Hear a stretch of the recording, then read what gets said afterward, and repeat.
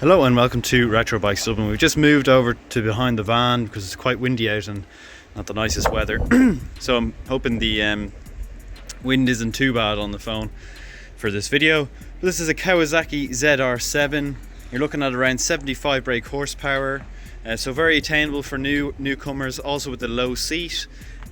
Also the thing about this bike, it's always good to know, the way I see a lot of bikes, if they've been well taken care of, is by their tyres. And this one has a matching set of Pirellis on it, which is usually a very good sign for the care and keep up of the bike. Since that then, the bike has come into us as a trade-in. We've done the air into these new rubbers into the carburetors, into the four carbs. We've had a look at the carbs, we've done the spark plugs, oil, all that kind of necessary stuff. We've had a look at the brakes as well, and they're all good.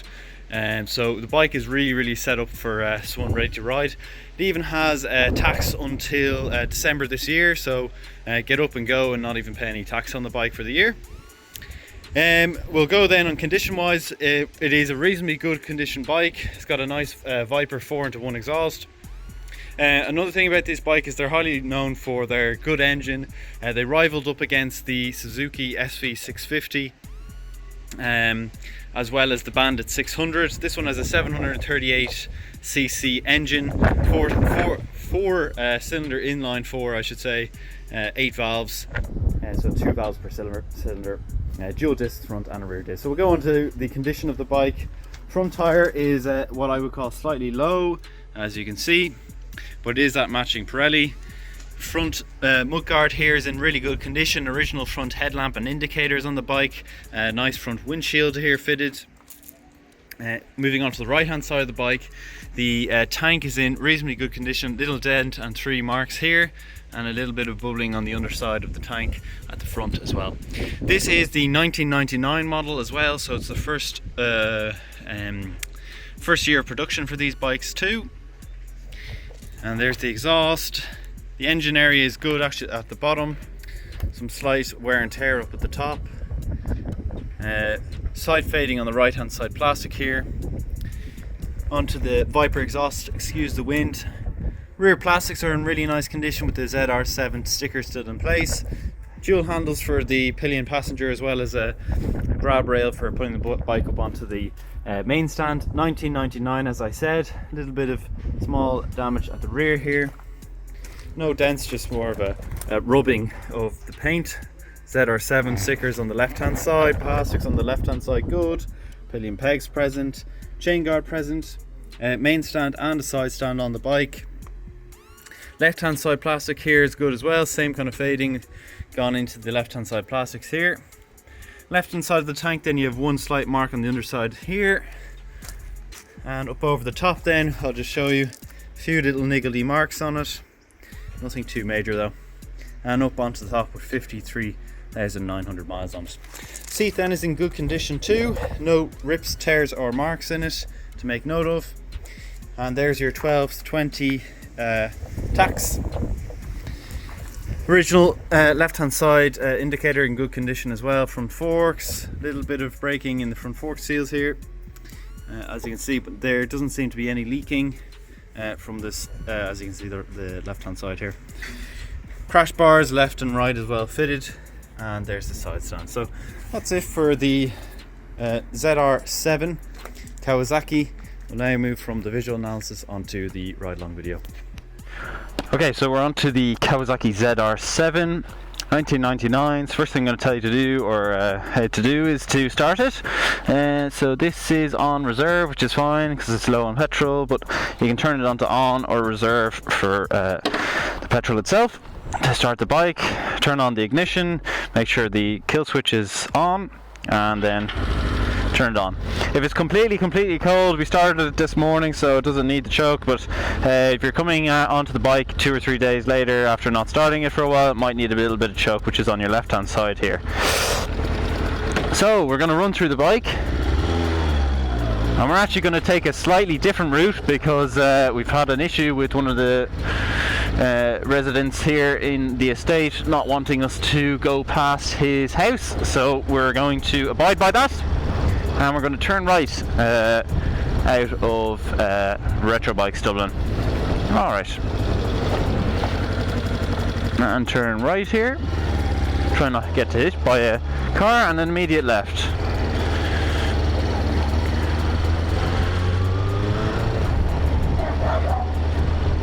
And into the left here again. Slightly different route to take. Not as favourable, to be honest, because it's all these residential cars and one-way street and all job and all that. But anyway, we'll move on. It's not too big a deal. And we're going to turn right here. But the bike, first thing you'll notice then is the sitting position. Nice and comfortable, really standard, not too aggressive. Super approachable power as well.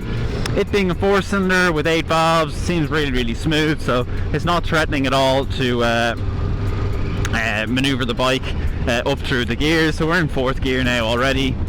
Everything feeling alright. Okay, and we're going to come up to our tight circle maneuverability test as we do, and we're going to let the bike lean in, and lovely. That's it. All working lovely. And again, we're going to go into the left here to avoid that resident's house and respect his notions. So let me just go in here to the left hand side here, and we will go around here. Lovely.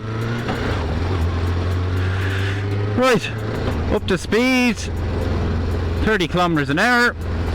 Very good. In around the estate here, and turn right, making sure the right indicator works as well. But ZR-7, 75 brake horsepower in around, so not too crazy, but certainly has the power to do motorway journeys, that kind of thing. A really great commuter, as I said, going up against the SV650 and the Bandit 600. We're just going to pull into the left here,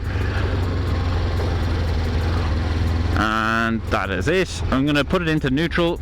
Super easy to get into neutral. I'm going to show you all the electrics and everything working here. So let me just get the side stand down. Okay, so that's what it looks like on the road. It's ticking over nicely.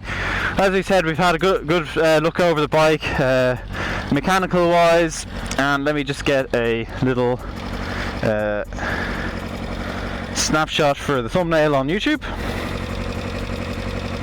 Really good. There we are, and I'll do the electrics now. So front left indicator working, rear left indicator working, right rear indicator working, and right front indicator working. We'll get the front light on if we do. Hold on, if I turn on the lights first. Lights on. There we are. Low beam and high beam working as well. So all lights, everything else like that working. Side lights. Let me get on to the side light here. There's your side light working as well, or daytime running light, as you can have them. That's everything working. All the electrics are mechanically perfect. Nice little run around, good condition, certainly for its age and for the type of bike that it is. So I'd be very happy with this bike if I was to come and take it away. So that's been it for the ZR-7 review. If you have liked the video, please do leave a like. Also comment down below what you think of the Kawasaki ZR-7. As well, if you haven't already, it would be great if you could subscribe to the channel, and if you do want to reach out to us on our socials, they are at Retro Bikes Dublin for Instagram and Facebook, and our official website is www.retrobikesdublin. Thanks for watching.